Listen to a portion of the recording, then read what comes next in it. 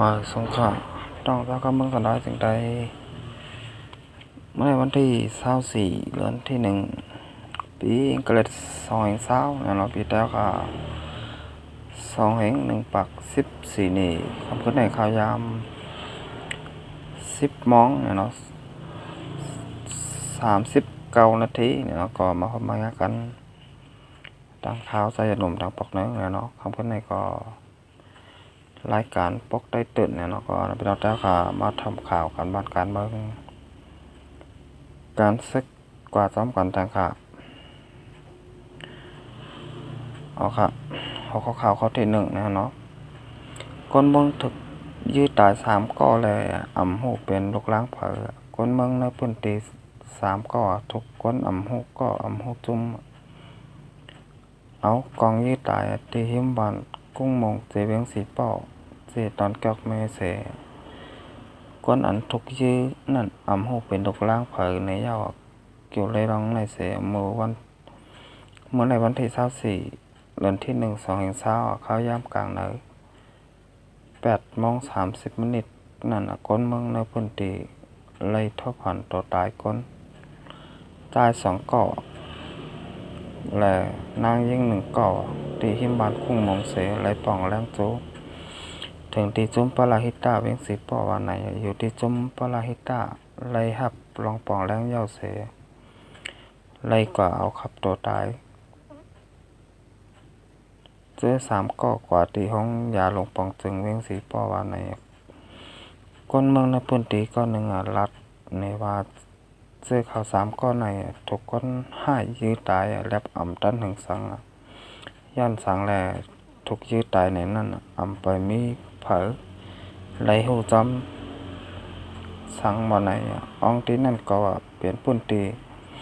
คนกล้าขายสู่ซ้ำกินยาเมากำอยู่น้ำใบเสียใกล้มีหลองปุถีกันตายหลายปอกยาวว่าไหนคนถูกยื้อตาย3ก้อนในเป็นดกล้างเผยอยู่ที่หลังในนั้นอ่ำได้หูจำดัดในหนังไหนอันนี้ก็อีกมาข่าวตีของข่าวเว็บไซต์ได้หลอดแล้วนะเนาะแต้มต่างไว้นะเนาะอันนี้ก็เกี่ยวกับเรื่องลองบ่แม่นพี่น้องเนาะแล้วก็มึงสนายจึงแต้วค่ะถูกยื้อตาย3เกาะเนี่ยเนาะคนเป็นคนใจ2เกาะเลยนางยิง1เกาะเนี่ยเนาะถูกยื้อตายนั่นตีวานกุ้งมงเนี่ยเนาะเอาค่ะวานกุ้งมงเสเวียงสีป่อเจตอนเกอกแม่เนี่ยเนาะอันนี้ก็อำหูสาเหตุเนาะอำหูว่าเป็นรังสังเฮ็ดสังแลซ้ำยาแหมตายเนี่ยเนาะนี่ก็ต่อถึงพ่อยามมื้อแล้วนี่ก็อำไปได้ฮู้แต่ต่อเนี่ยเนาะว่าเฮ็ดสังแลข่าว3ก้อในเลยถูกคาแหมตายเนี่ยเนาะก้อยกาตีก้อน3ก้อเลยถูกขายแหมตายในเป็นอองตีของเนี่ยเนาะคนกล้าขายสู่ซ้ำกินยาเมากำเนี่ยเนาะอยู่นำไว้เตะๆเนี่ยเนาะใกล้มีลองปุดยื้อฆ่าแหมตายกันหลายปอกหลายกำยาววันไหนเนาะคนในพื้นที่รัฐในหนังไหนเนี่ยเนาะอันนี้ก็เดี๋ยวเป็นดอกร้างสังอันนั้นก็อำไปล้ำขาดไหลเนี่ยเนาะก็ปฐมข่าวทอมเงากันต้อยเนี่ยเนาะว่าเรียนพ่อแม่พี่น้องตะเข้าเมืองสนามจึงแต้วค่ะถูกเงี้ยคายทำตายนั่นเกี่ยวกับเลยลองสังนะเนาะเกี่ยวกับลองซุ้มยิบกองกลางอันนั้นก็ได้เป็นลองคนหายในเขาค่ะก็อำไปหูแน่นอนเนี่ยเนาะค่ะเปิดทอมข่าวทอมเงากว่าจำก่อนค่ะเอาค่ะสุดท้ายครับมาทางหัวข่าวข้อที่2เนี่ยเนาะอันนี้ก็คนเมืองตีนะเสียเป็นเกี่ยวไม่3ก้อเนาะเหยียบง่าหมักแมงเนาะหมัดเจ็บ2ก้อตาย1ก้อเนาะเมื่อวันที่23เดือนที่1/2เนาะมีคนอาป่องวันขอบ เวียงจอกแม่เนี่ยเนาะกว่าพันพื้นเสพ้องปอกขึ้นเฮินนั่นเนาะมือยาม6 ค่ำ 4 โมงนั่นเนาะเลยเย็บหมักอันหางกลางไว้จอมเส้นตั้งนั่นเนาะดักพ่องใส่เขาทั้ง3 ก้อเลยไล่ตายทางตี1 ก้อเลยไล่เตอร์หมัดเจ็บ2 ก้อในเย้าใน3 ก้ออันเย็บงาหมักนั่นน่ะ1ไม้มินแหน่งเนาะอายุ27 ปีเนาะจากหมักพ่องใส่ตีดินเนาะภายซ้ายและภายขวาอีกตั้งปอกแขน2 ภายเนี่ยเนาะก้อที่2เนี่ยเนาะไม้เกี่ยวเหยียนเนี่ยอายุ27 ปีเหมือนกันเนี่ยเนาะจากหมักพ่องใส่ตีต้นขาและตีดินเนี่ยเนาะอีกตั้งมือเนี่ยเนาะก้อที่3ไม้ไอเล่เนี่ยเนาะอายุ26 ปีจากหมักเตอร์ใส่ซ้อมต้องเต็มเจอในเย้าเนี่ยเนาะก็อันหญ้าหมักแตกใส่ก้อนหนึ่งนั่นดินไหลแหลวกว่าเซไล่เอา3 ก้อส่งปันตีห้องยาแก้แม่ไม้อาปามลัดในหนังไหนเนาะในก็เอียงมาที่ข่าวของเงาแรงหนเหมือเนี่ยเนาะในก็เกี่ยวกับไรพ่อแม่พี่น้องสาวคือเมืองสนายจึงแต้วค่ะเจเว้งแก้แม่เนี่ยเนาะก็กว่าพันพื้นเนี่ยเนาะกับพันพื้นเสร็จแล้วเมื่อพองยามเดปอกขึ้นเฮินนั่นเนี่ยเนาะยาม6 ค่ำเขายาม4 โมงละเอียบงามแม่นหมักแมงพังลิ้นเนี่ยเนาะอันหางกลางไว้จอมเส้นตั้งเนี่ยเนาะเล็กแตกพ่องใส่แค่ใดบ่เป็นพี่น้องจากก็เมืองสันใดจึงแต้วค่ะเนี่ยเนาะไล่ตายกว่าทางตี1 ก้อแลเตอร์หมัดเจ็บใบ2 ก้อนะฮะเนาะอันนี้ก็ดีมองแต่จอมเตะๆเนี่ยเนาะพี่น้องจากก็เมืองสันใดจึงแต้วค่ะเนี่ยเนาะที่อันไรหมัดเจ็บแลลูกตายเนี่ยเนาะในหมัดเจ็บ2 ก้อแลในลูกตายเสียงกล้ามสุดหมดกว่า1 ก้อนะฮะเนาะอันนี้ครับพ่อแม่พี่น้องจากก็เมืองสันใดจึงแต้วค่ะเนี่ยเนาะในเมืองจึงใต้ปอทองเกาหลีในเมืองจึงใต้ปอจานเกาหลีเนี่ยเนาะค่ะไปมีลองห่มลมเลยมีลองหลอดเพเนี่ยเนาะกว่ามาก็จางไรลูกไรตายไรหายจากโรคในกว่าเนี่ยเนาะก็ว่าในพื้นที่นั่นเนี่ยเนาะก็มีใบจุมีกองกลางเจ้าคือใกล้ๆเป็นปังตึกกันอยู่คือแหละเยอะๆเนี่ยเนาะในอองเตียน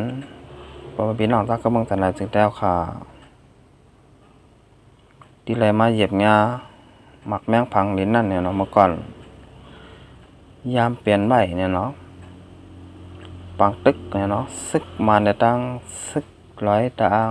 ที่NLAเนี่ยเนาะก็นั่นแหละเขาเลยห่างกลางหมักแมงพังลิ้นใบเนี่ยเนาะก็กะเขาเลยเก็บ8 ขึ้นเนี่ยเนาะอันไหนครับบ้านเรือนมาผมเป็นพี่น้องจากกำเมืองสันใดจึงแต้วค่ะเนี่ยก็ไรกว่าหาใหม่หาเคหาพื้นปลาเตมา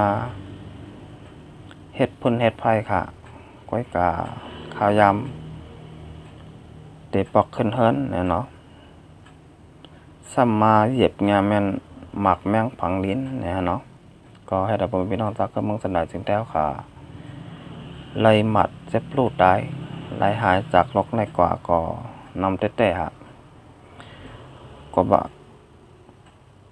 มาเหยียบงาหมักแมงพังลิ้นเนี่ยเนาะเพราะบาดเจ็บก็ลูกตายค่ะอันนี้ก็ลีมองแต่จอมเตะๆเนี่ยเนาะพี่น้องจากเมืองสันใดจึงแต้วค่ะที่อยู่ในเมืองจึงใต้ปอทองเนาะในก็เป็นตีเวงจอกแม่เนี่ยเนาะเวงจอกแม่ก็ว่าเป็นพี่น้องแล้วก็เมืองสันใดจึงแต้วค่ะเนี่ยเนาะ3 ก้อเนี่ยเนาะออกข่าวต่างกว่า5,000 ไหม่พันพื้นเนี่ยเนาะแต่เดมาเฮ็ดพื้นเฮ็ดไผ่เนี่ยเนาะแต่เดมาใส่ไผ่ค่ะก็ว่า มึงสันหลายสิ่งแล้วคานั้นตึกเจอกว่าเอาพื้นยาก็ตาได้มาใส่ไฟเนี่ยเนาะหุงข้าวหุงพักเนี่ยเนาะเมื่อนั่งเจอวิถีชีวิตเนี่ยเนาะเมื่อนั่งพ่อแม่พี่น้องตาเขาเมืองตลาดสิ่งแต่ขายามเจอกันเนี่ยเนาะจะเมื่อปานก่อนปูหมอนนายาห่อนต่อถึงพ้องยามมือแล้วเนี่ยก็ตึกเจอไม้เจอพื้นเนี่ยเนาะก็มาหุงข้าวหุงพักเนี่ยเนาะก้อยกาเอาคำมาต้อยเมื่อหนังในเมืองจึงไทยเนาะในก็เป็นอำเจอกันยาวเนาะก็ว่าเจอไฟฟ้าเนี่ยเนาะก็จะไฟฟ้าก็อำโลพื้นยาวเนี่ยเนาะเมื่อหนังเมืองจึงไทยเนี่ยเนาะในแต่อำโลหาเคหาพื้นสังเนี่ยเนาะก็ว่าผลจะไหวไฟฟ้าเจอหม้อหุงข้าวก็ไฟฟ้าหุงพักก็จะไฟฟ้าเนี่ยเนาะน้ำมันจะได้จึงแต้วข้าวในเนี่ยหุงข้าวแต่ก็บางทีก็ติดเจ้าไฟฟ้ากันอยู่เนี่ยมองเขาไฟฟ้าเนี่ยเนาะค่อยกาหุงพักแต่ก็กำน้ำเนี่ยเนาะเดี๋ยวไรหันมาพอเป็นพี่น้องตาก็มันจะได้จึงแต้วค่ะตึกเจ้าพื้นเสหุงข้าวหุงพักกันก็มีไว้ตั้งนำค่ะส่วนหนึ่งเนี่ยก็ประหยัดไพ่ไรเนี่ยเนาะค่ะอำตองไรเสียงกาไพ่เนี่ยเนาะก็กว่าหาเคหาพื้นเสียแลมาใส่ไพ่อันนี้ก็ลดกาไพ่ไรเหมือนกันนะเนาะข้อที่สองเนี่ยก็เฮาค่ะเจ้าพื้นเนี่ยเนาะมาเฮ็ดไพ่พักมันก็เตวานทางอีกหนึ่งเนี่ยเนาะค่ะไรเจ้าหมอกระทะเนี่ยเนาะเจ้าหมอดินเกาหลีเนี่ยเนาะหมอเล็กเกาหลีเนี่ยเนาะมันก็เฮ็ดพักเนี่ยก็เตวานแต่แค่นิดนึงเนี่ยเนาะก็ว่าหมอมันเตรียมแคมเนี่ยเนาะมันเฮาคาเฮ็ดพักเฮ็ดเนื้อเฮ็ดปลาเฮ็ดพักเยนางเขียวเฮ็ดพักสังเซมบ้าเนี่ยเนาะอันนี้ก็มันแต่แคมอยู่ทางรองนึงเนาะอันที่เฮาคาอำเจ้าหมอไฟผ้าเนี่ยเนาะเฮาคาเอาพื้นเสร็จแล้วมาใส่ไผ่เนาะหุงพักเนี่ยเนาะเอาค่ะแต่ดักคำขึ้นในนี่ก็รายการปกได้ตื่นนี่ก็แต่ย้อนก็เหลือไว้ก่อนเนี่ยเนาะต้องไกลมาฮบมางากันแทงวันนะครับมาสงครับ